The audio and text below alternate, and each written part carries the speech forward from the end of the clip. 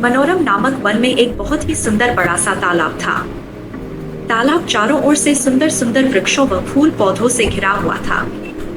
तालाब के भीतर मखाने व सिंघाड़े के पौधे लगे हुए थे। तालाब में सदैव पानी की मात्रा बनी रहती थी, क्योंकि उसके निकट से एक स्वच्छ कलकल धारा वाली नदी प्रवाहित होती थी। एक समय की बात है, दो मछुआरे मनोरम वन में विश्राम कर रहे थे। तभी उन्होंने देखा उस तालाब में खूब सारी मछलियां उपलब्ध है। दोनों मछुआरे आश्चर्यचकित होकर विचार विमर्श करते हुए कहते हैं, हमें आज तक इस तालाब का पता क्यों नहीं चला। काफी समय हो गया था, संध्या हो चुकी थी, इसलिए दोनों आपस में बात करते हुए वहां से लौट गए कि कल आकर यहाँ पर जाल बिछाया जाएगा। यह बात तालाब में बैठी तीन दोस्त मछलियों सुन ली। उन्होंने आपस में मंत्रणा की कि यह बात पक्की हो गई कि अगले दिन मछुआरा आकर यहाँ जाल बिछाएगा और हम सभी को पकड़ लेगा। क्यों ना हम लोग तालाब से निकलकर नदी में चलें?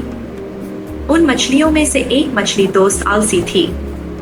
उसने बात को स्वीकार नहीं किया और कहा कि जब मछुआरे आएंगे तब हम कहीं छुप जाएंगे। अगले दिन जैसे ही मछुआरा आया, एक मछली दोस्त छलांग लगाकर नदी में भाग गई। आलसी मछली और एक और मित्र भी उन सभी मछलियों के साथ जाल में पकड़ी गई।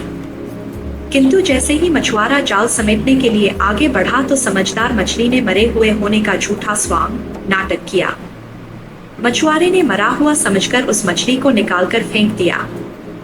वह मछली अपनी समझदारी का प्रयोग करते हुए उछलकर नदी में भाग गई, किंतु जो आलसी मछली थी वह जाल में पड़ी रही।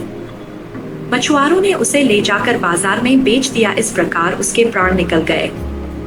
अतः बुद्धि का प्रयोग अवश्य करना चाहिए। बुद्धि का प्रयोग करके ही हम विकट परिस्थितियों में बच सकते हैं। नैतिक शिक्षा।